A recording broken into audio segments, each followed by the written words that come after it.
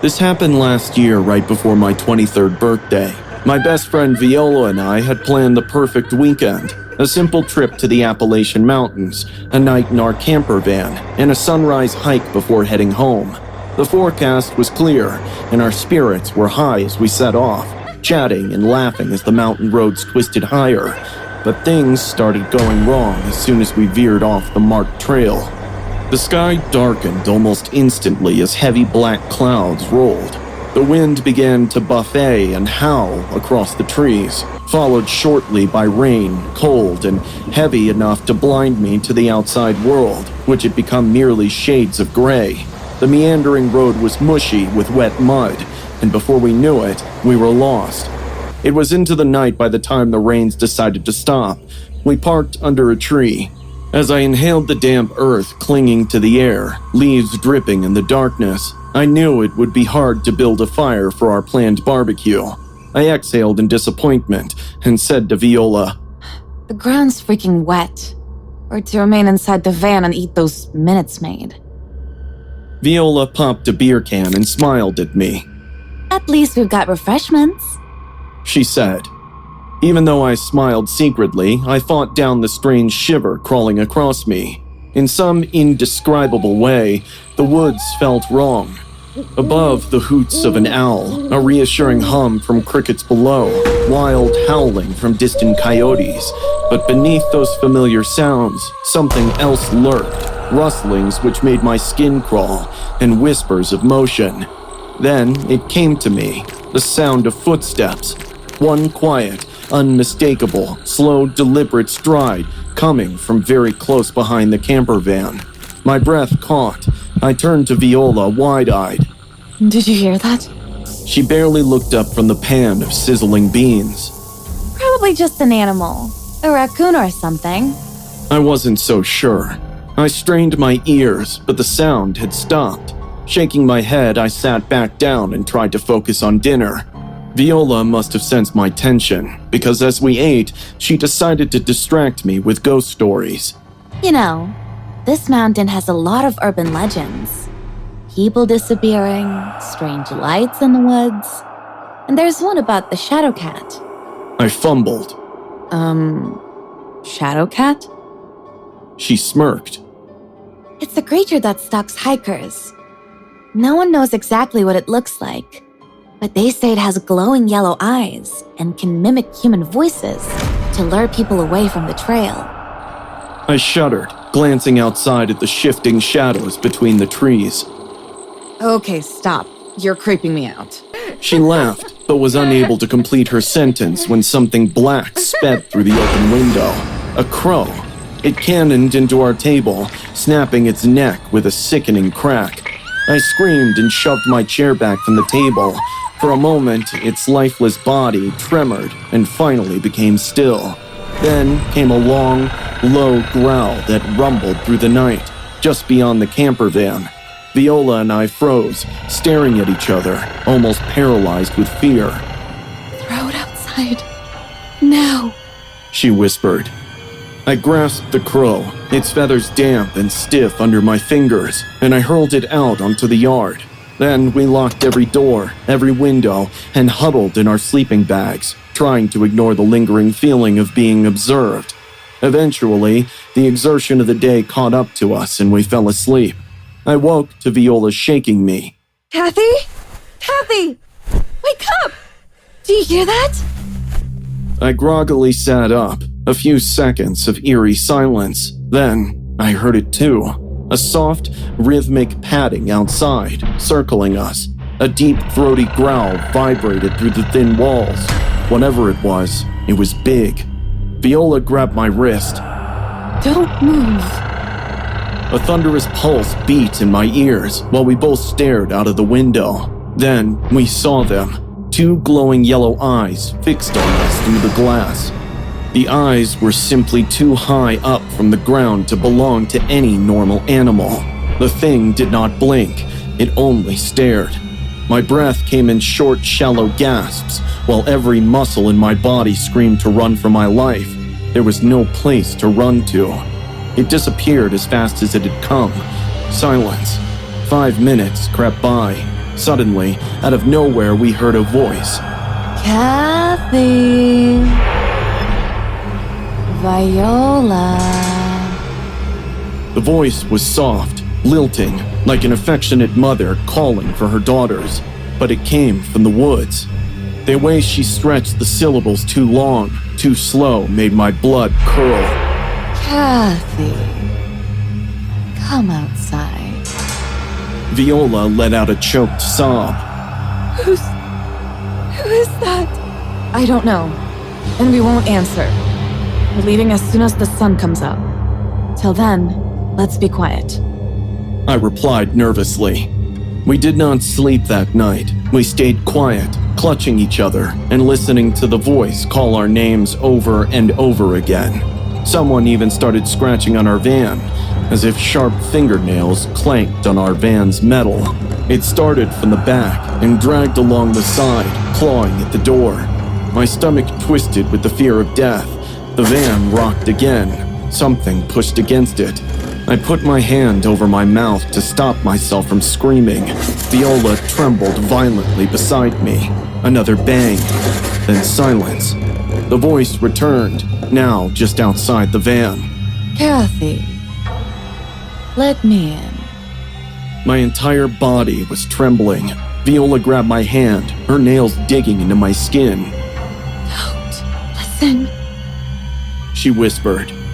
Minutes dragged on for hours, and then, all of a sudden, as they began, the noises stopped. The voice diminished to a mere sound in the distance. At the first rays of sunlight filtering through the curtains, we did not dare to move. We piled our things into the front, started the van, and raced the mountains. I didn't have the courage to so much as look into the rearview mirror. Finally, I exhaled, relaxed my grip on the steering wheel. At the time we reached the main road, Viola spoke first. We're never coming back here. I nodded, unable to shake the feeling that something was still watching us, hidden in the trees, waiting for the next lost travelers to whisper their names in the dark. Allegedly filmed in the Appalachian Mountains, the capturer of the clip claimed to have recorded a mysterious creature during a hiking trip. The Appalachian Mountains have long been a source of chilling urban legends and folklore, with tales of eerie encounters, missing people, and supernatural entities. A terrifying cryptid said to roam the Appalachian wilderness, the Wumpus Cat, is a half-woman, half-cat creature with glowing yellow eyes. Legend says it was once a woman who spied on a sacred Cherokee ritual and was cursed to roam the mountains forever. Some hikers claim to hear eerie growls and see glowing eyes in the darkness. What do you think? About an hour into the drive, light rain began to fall before thick clouds rolled in, announcing the full fury of the storm. Sheets of rain slammed against my windshield, making visibility difficult, while the distant rumbles of thunder steadily grew closer. With both hands on the wheel, I flicked my eyes from the road ahead to the twisted trees at either side of the highway. The eerie stillness of the forest was electrifying as the brilliant lighting cut through it in quick flashes, both beautiful and eerie. By the time I pulled into the park's designated camping lot, the heart of the storm had passed, leaving behind a steady drizzle tapping against the roof of my camper van. I parked in an empty space near the edge of the lot, where the trees provided a barrier against the rain. The rich scent of damp earth and pine permeated the air as I gave a sigh of relief. I had been dreaming of this trip for weeks, a weekend alone in nature, far away from the stress of work, phone calls, and the noise of the city. On this rainy night, all I wanted was to curl up inside my van with a hot cup of coffee and listen to the rain. I had only just begun to settle in when I saw through my rearview mirror an unmistakable patch of light cutting through the misty evening air. A vehicle pulled up right beside my van, too close for comfort. My stomach constricted. There were so many empty spaces in the parking lot. What compelled him to park right beside me? The old battered car came treading to an abrupt halt, blocking my only way out. The engine groaned before it finally stopped. I tightened my grip around my coffee mug as I peeked through the rain-streaked window. A man stepped out. His clothes were wrinkled and damp, his hair a tangled mess. He was taller than I expected, his frame lanky, but with a wiry strength beneath.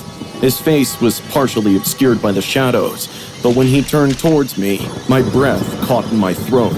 His eyes were wrong, too wide, unblinking. He walked around his car, his gaze fixing on my camper. Then, to my growing horror, he leaned toward my window, cupping his hands against the glass. I shuffled backward, pretending not to notice, hoping he'd get the message. "Hey there," he called, his voice muffled but still sharp through the rain. "Nice setup you got here." I forced a polite smile, hoping my disinterest would discourage him. Thanks. "You camping alone?" I hesitated. My gut screamed at me not to answer. Just waiting for my friends. I lied. They'll be here soon. Like it was impossible, his grin widened, but didn't reach his eyes. "Really? I haven't seen anyone else drive up this way." Pretending to check something on my phone to let him know he should leave, I turned away, only to hear this close, wet, squishing sound of shoes against the muddy ground as he moved beside me on my van. "You should come out," he said. "I've got good food in my car. Could use some company." I shook my head, my voice firm. No thanks. I'm good. "You sure?" His fingers lightly tapped on the glass. "It's just a meal." I met his gaze then, my stomach twisting. The expression on his face had changed. The grin that had been there now was replaced by something darker, more insistent. I said no. I repeated, sharper this time. Please leave. He did not move for a long moment. Then he let out this great huffy sound through his nose, fogging my window. "All right," he grumbled, but he stepped away and then, very spitefully, spat on my windshield. Thick, disgusting gob that hit the glass. I recoiled, nausea rising in my throat. Then he disappeared into the trees, never saying another word. I could feel my heart pounding in my chest. I locked all my doors, double-checked each, then told myself to take a breath. Perhaps he was just some creepy guy looking to have a chat. Maybe he was harmless. I kept the knife nearby, ears tuned to the slightest sound from outside. Hours had passed. The rain had stopped to a drizzle, and I was beginning to entertain a notion of its having really gone off. Then, loud thumping against the driver's side window. I shrieked, my body jerking around towards the sound. My breath caught in my throat. It was him. His face slammed against the glass, eyes bulging behind a disfigured grin. Wide-eyed pupils danced about the interior of my van, while his wet hair matted against his forehead and streamed reflections down the spattered window in short inhales of fog. Then I spotted it, the rock in his hand. Panic flooded me. He was preparing to break the window. He was going to get in. 2 seconds stretched into infinity as I fumbled in a desperate search for my phone or some weapon, while the beating of my heart drowned out the rain in a pounding roar.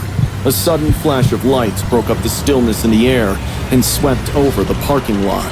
A big RV parked nearby, giving a dispelling hum that cut through the tension.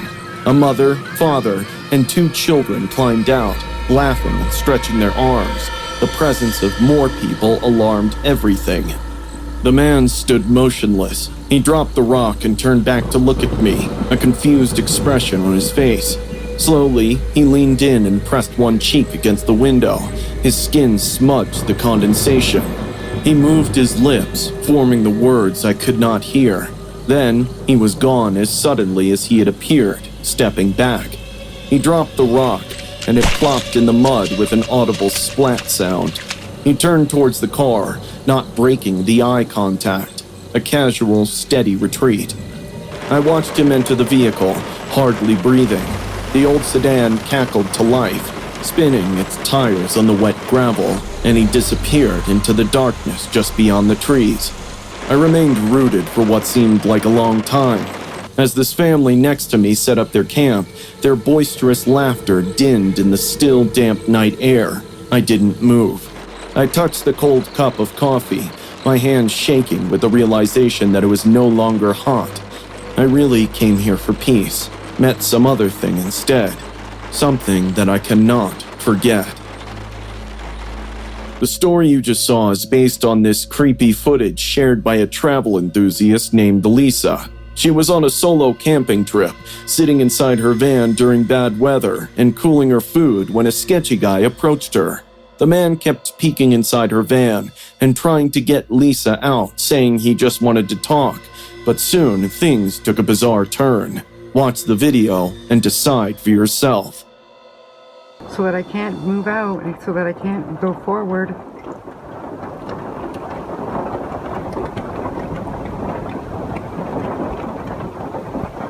Please leave. Please leave, you sketchy person. Please leave.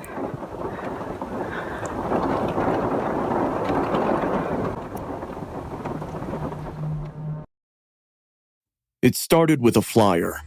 Looking for fresh faces. High-paying modeling gigs. No experience needed. I was 19, drowning in bills and desperation. My mom was sick, the debt collectors relentless, and I saw no way out of our suffocating life. That ad felt like salvation. The interview was held in a 5-star Manhattan hotel. I almost backed out when I saw the marble floors and gold chandeliers, but Jeffrey Epstein greeted me like an old friend, his polished smile warm and inviting. "You've got the look," he said, his eyes scanning me. Innocent. Perfect. His assistant, Ghislaine Maxwell, stood beside him, her smile sharp. This is your big break, She said. How would you feel about a weekend networking trip? Designers, photographers, influencers, all in one place. This will change your life. I believed them. The private jet was surreal. The seats were white leather, the staff attentive, and other girls my age were laughing and taking selfies. Their laughter seemed too loud, too forced, like they were convincing themselves this wasn't a mistake. When we landed, the island was breathtaking. Turquoise waters, lush greenery, and a sprawling mansion that looked like something out of a billionaire's fantasy. But as the sun set, the paradise began to rot. That night, there was a party. The music was deafening, the lights dazzling, and the alcohol flowed endlessly. The older men prowling through the crowd felt like wolves among lambs. One man's hand brushed my shoulder, his fingers lingering too long. She's new. Ghislaine said, pulling me aside. Her tone was clipped. Stick with me, and I'll make sure you're introduced to the right people. From the corner of the room, I saw a girl slumped on a couch. Her dress was torn at the strap, her makeup smeared, and her head lolled to the side like she was barely conscious. 2 men carried her away. She's had too much fun, Ghislaine said, laughing lightly. I didn't sleep that night. The next morning, I woke up with no memory of how I got to my room. My body ached in ways I couldn't explain. I looked down and realized I wasn't wearing my clothes, just an oversized shirt I didn't recognize. The mirror revealed bruises on my thighs and scratches down my arms. My lipstick was smeared across my face, my hair tangled like I'd been in a fight. Breakfast was worse. One girl sat slumped over her plate, barely able to hold her head up. Another had bruises on her neck, her eyes swollen from crying. They're just tired. This is normal. Don't overthink it. Normal? The days turned into a blur of horror. Every night was the same. Drugs, alcohol, and men who saw us nothing more than toys. They forced drinks into our hands and pills into our mouths. It's just to help you relax, Ghislaine would say, her tone sharp whenever I hesitated. One night, I saw a girl being dragged down the hall, her dress torn, lips bleeding profusely, her legs dragging uselessly. She weakly clawed at the arms of the man pulling her. Please. She whispered, barely audible. Please, no. Her doors slammed shut, silencing her cries. I stopped eating. My stomach churned constantly. and every shadow felt like it was alive. At night, the muffled screams of other girls filled the hallways. Doors slammed, heavy footsteps thudded on the floors, and I pressed my hands over my ears, praying it wouldn't be me next. Then, Jeffrey came to my room. He sat on the edge of my bed, his voice calm, almost gentle. "You need to stop fighting this," he said, brushing a strand of hair from my face. "Do you know how many girls would kill for this opportunity? Just play along, and I'll take care of you. Cross me, and you'll regret it." His hand lingered on my cheek, and I wanted to vomit. I tried to escape. At dawn, while the guards switched shifts, I slipped out of my room. The jungle was alive with eerie sounds as I ran, branches clawing at my skin. My feet bled from sharp rocks, but I didn't care. The dock was within sight when I heard voices behind me. "She's here!" I dove into the underbrush, holding my breath as flashlights sliced through the darkness. Ghislaine's voice rang out, sharp and furious. Find her. She doesn't leave this island. They dragged me back. Ghislaine slapped me hard, splitting my lip. You're ruining everything. She hissed, her nails digging into my arm. That night, they drugged me again. I woke up in a haze, my limbs heavy and unresponsive. I could hear muffled sobs from the other girls, but I couldn't move. When the FBI raided the island, I thought it was another trick. But then an agent wrapped me in a blanket and whispered, "You're safe now." Safe. Even now, I wake up drenched in sweat, the screams of the girls still echoing in my head.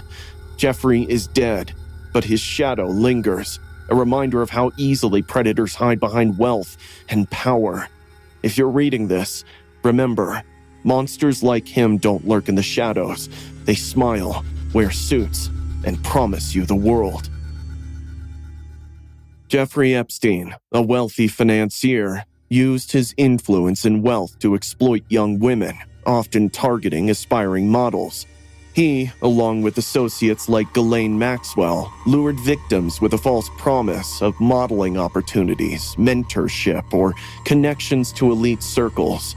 Under the guise of professionalism, he manipulated and trafficked these women, subjugating them to abuse at his properties, including in New York, Florida, and his private island. Many victims were young and vulnerable, coerced through intimidation or deceit. Epstein's 2019 arrest shed light on his predatory network, but his controversial death and custody left many questions about his enablers unanswered.